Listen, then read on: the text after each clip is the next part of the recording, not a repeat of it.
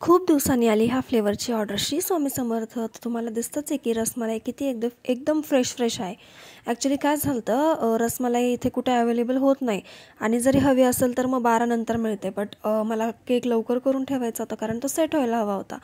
तर मी माझ्या भावाला किती 10:30 वाजता पाठवलं होतं रसमलाई आणायला.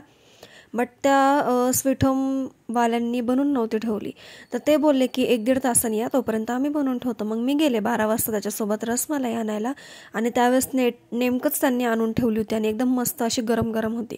तर रसमलाई घ्यायच्या आधी मी पहिले तर टेस्ट करून बघते त्यांच्याकडनं थोडंसं टेस्टला मागते आणि जर टेस्ट आवडली तरच घेते. म्हणजे केक पण तसा छान लागला पाहिजे ना टेस्टला, त्यामुळे त्यांच्याकडे थोडी टेस्ट करून बघायची. तुम्ही पण ही गोष्ट लक्षात ठेवा. रसमलाई आणायला गेल्यावर कायम पहिले टेस्ट करायला घेत जा थोडीशी आणि नंतर मग बाय करत जा. तर मी टेस्ट केल्यानंतर मला ही रसमलाई खूप आवडली आणि खूप दिवसानंतर मला ह्या केकची ऑर्डर आली होती. न्यूज कस्टमर होतं हे माझं आणि ह्याच्या आधी त्यांनी फर्स्ट टाईम केक नेलता, तो त्यांना आवडला होता रेड वेल्वेटचा. सो त्यांनी आता मला परत ½ kg केकची ऑर्डर दिली आणि तो होता रसमलाई. तर मी फ्रेश रसमलाई घेऊन आले. तोपर्यंत माझं बेस वगैरे सगळं रेडी होतं आणि घरी आल्यानंतर बेस वगैरे कट करून घेतला आणि लेअरिंगला स्टार्ट केलं. तर मी ज्यावेळेस आपण रसमलाई केक करतो त्याच्यामध्ये आपण शुगर सिरप वगैरे असं काही यूज करत नाही. जो आपला रसमलाईचा ज्यूस असतो तोच यूज करायचा असतो आपण, म्हणजे रसमलाई केकसाठी. तर मी तर तोच यूज करते. तुम्ही काय यूज करता मला कमेंट करून नक्कीच सांगा. काही कसे करतात की ते लोक मिल्क यूज करतात रसमलाईच्या केकसाठी. बट मी मिल्क वगैरे नाही यूज करत. जो ज्यूस असतो रसमलाईचा, जो ओरिजिनलवाला असतो तो मी जास्त घेते त्यांच्याकडून. तर मग कारण त्यांनी म्हणजे केकमध्ये जो फ्लेवर असतो रसमलाईचा तो येतो. मग इन्सेन्स वगैरे टाकायची काही गरज नाही पडत. क्रीममध्ये फक्त मी थोडंसं रसमलाईचं इसेन्स टाकत असते. तर हे बॉल्स मी काढून घेतले थोडेसे आणि फर्स्ट लेअरमध्ये आणि हा सेकंड लेअर आहे. तर हे बॉल्स असे क्रश करून टाकायचे असतात म्हणजे अजून छान फ्लेवर उतरतो. आणि जसं आपण चॉकलेट केकमध्ये चोको चिप्स ॲड करतो तसं रसमलाई केकमध्ये आपण हे जे बॉल्स असतात रसमलाईचे ते क्रश करून टाकायचे. तर हा होता आपला लास्ट आणि थर्ड लेअर. तर ह्याच्यामध्ये मी नाही टाकत. जर बटरस्कॉच असेल तरच फक्त ते स्कॉच ॲड करते, बट रसमलाईमध्ये मी नाही करत. तर ह्याला मी छान असं क्रमकोट करून घेतलं आणि क्रमकोट करून झाल्यानंतर 1 आवरसाठी फ्रीजमध्ये सेट व्हायला ठेवलं. तर ह्या केकची थीम होती क्रिकेटचं स्टेडियम. तर हा केक मी फर्स्ट टाईम बनवला होता आणि मला फर्स्ट टाईम अशा थीम केकची ऑर्डर आली होती. तर हा खालचा जो बेस आहे तो 1 kgचा आहे आणि त्याच्यावरती मी ½ kgचा केक बनवते. जो बेस आहे तो 10x10चा आहे. तर मी 1 kgसाठी 10x10चा केक यूज करते आणि जसं आधी सांगितलं होतं तसं ½ kgसाठी 8x8चा. तर आपलं सेट वगैरे झालं आहे हा केक मस्त. आणि नंतर ह्याला आपण आयसिंग करून घेऊया. तर पायपिंग बॅगमध्ये मी क्रीम फिल करून ठेवली होती आणि फ्रीजमध्ये थोडा वेळ सेट व्हायला ठेवली कारण क्रीम मेल्ट नको व्हायला म्हणून. आणि नंतर पूर्ण पायपिंग बॅगने पूर्ण कवर करून घेतलं आणि नंतर लगेच फिनिशिंगला लागले कारण मला प्रिंट पण आणायला जायचं होतं. सो मी फिनिशिंग वगैरे करून घेतली. डिझायनिंगचा पार्ट सगळं कवरअप करून घेतला आणि नंतर प्रिंटआउट आणायला गेले. तर प्रिंटआउटवाले काका तर ओळखीचेच झाले. त्यांना फोन करून जरी सांगितलं की असे प्रिंटआउट्स हवेत काढून ठेवा, तर मग आपण फक्त जाऊन तिथून घेऊन यायचं असतं. पेमेंटचा पण काही प्रॉब्लेम नसतो. घ्यायला गेल्यावर पेमेंट केलं त्यांना तरी चालतं. तर फिनिशिंग पण तुम्ही बघताय की ह्या केकला किती छान अशी होती आहे. मला फक्त सगळीकडून नीट कवर करायचं होतं आणि नंतर ह्याच्यावरती ग्रीन ग्रास वगैरे असं भरपूर काही येणार होतं. ॲक्च्युली त्या केकवर फॉन्डंट होतं, बट मी कस्टमरला सांगितलं की मी फॉन्डंटचे केकचे ऑर्डर्स नाही घेत कारण त्याच्यामध्ये खूपच मिक्स करायला लागतं. खूप कुटाणे असतात, खूप म्हणजे खूप सारे.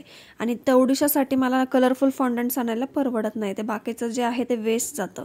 सो मी त्यांना आधीच सांगितलं की हे फॉन्डंटमध्ये मला नाही येणार बनवता, तर प्रिंटआउट्स लावले तर चालतील का. म्हणजे जे कटआउट्स असतात ते बॅट होती, स्टंप होता आणि बॉल होता, एवढंच होतं फक्त. तर मी एक्स्ट्रा पण लावणार होते बट नाही लावलं.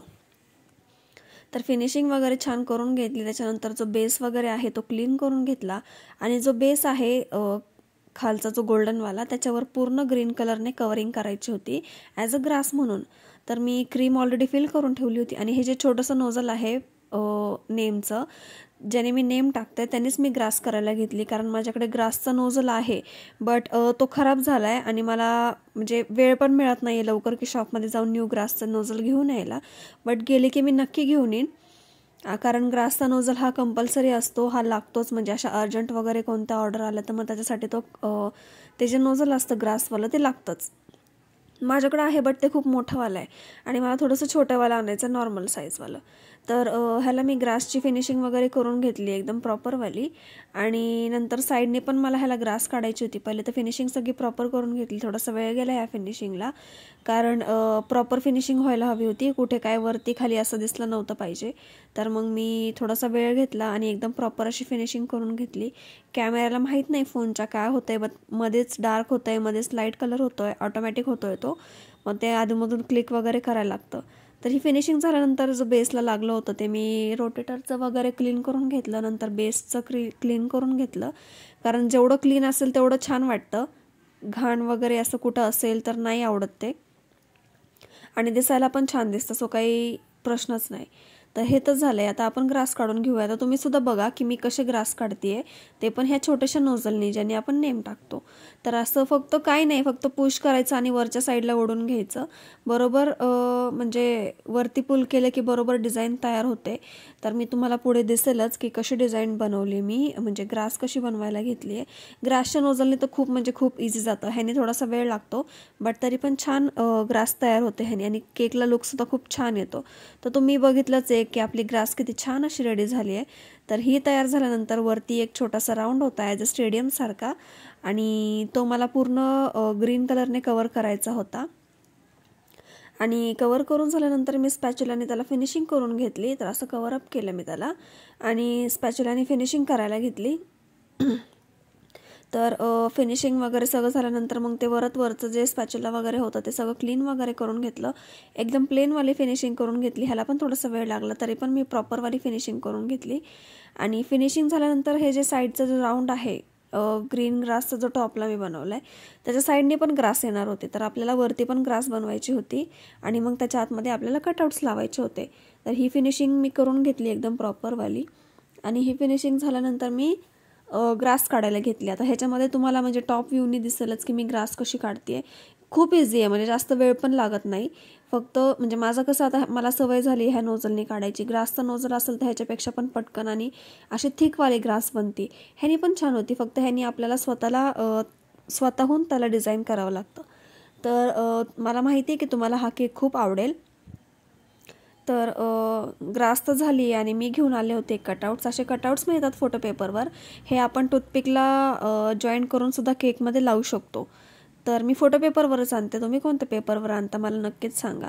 आणि तुम्ही अजून पण आपल्या चॅनलला सबस्क्राईब नसेल केलं तर प्लीज सबस्क्राईब करायला विसरू नका. बेल आयकॉनवर सुद्धा क्लिक करायला विसरू नका, म्हणजे न्यू अपडेट्स तुम्हाला कळत राहतील. आणि तुम्ही स्वतः बघताय की तुम्हाला सगळ्या न्यू डिझाईन्स बघायला मिळतात. ते काहीच अशा डबल डिझाईन नाही आहे किंवा काही नाही आहे.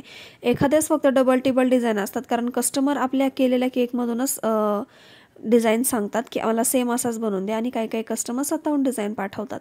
तर मी हे असे कटआउट सगळे कट करून घेतले. एवढे सगळे घेऊन आले होते. हे काही वेस्ट जात नाही, कशाला पण यूज येतात. सो मी हे एवढे पूर्ण घेऊन आले होते. तर हे जे कटआउटचे जे फोटोज आहेत ते मी पिंटरेस्टवरून घेते. जर म्हणजे ज्यांना कोणाला माहीत नसेल की पिंटरेस्ट काय आहे, तर पिंटरेस्ट एक गुगलसारखा ॲप असतो. त्याच्यामध्ये तुम्ही काही सर्च केलं की तुम्हाला म्हणजे इमेजेस मिळतील, कोणतेही असू दे. रेसिपीज मिळतील, सगळे इमेजेस मिळतील, ड्रेस असू दे, ब्लाऊज असू दे, सगळं काही मिळेल तुम्हाला त्याच्यामध्ये. पिंटरेस्ट म्हणून असं ॲपचं नाव आहे. रेड कलरचं ॲप आहे आणि व्हाईट कलरनी पी लिहिलेलं आहे त्याच्यावर. तर तुम्ही सुद्धा डाउनलोड करा तो ॲप. खूप छान आहे आणि खूप इझी डाउनलोडिंग आहे, म्हणजे तुम्ही त्याच्यावरनं काही असू द्या ते खूप इझिली डाउनलोड करू शकता. तर हे मी कटआउट्स करून घेतलेत आणि टूथपिकला सुद्धा जॉईन करून घेतलेत. तर आता आपण हे कटआउट्स लावूया. पहिले तर मी स्टंप लावून घेतला आणि नंतर बॅट लावायला घेतली आणि मग नंतर बॉल लावला. तर लास्टला तुम्हाला आपल्या केकचा फायनल लुक दिसेलच, आणि लुक बघून तुम्ही नक्कीच सांगा की तुम्हाला हा केक कसा वाटला. आणि प्लीज मला म्हणजे चॅनलला तुम्ही सबस्क्राईब नसेल केलं तर सबस्क्राईब करून ठेवा आणि असंच सपोर्ट करत राहा. कसा वाटला तुम्हाला हा केकचा फायनल लुक नक्कीच कमेंट करून सांगा. आणि हा होता रसमलाई फ्लेवरचा केक. थँक्यू. बाय.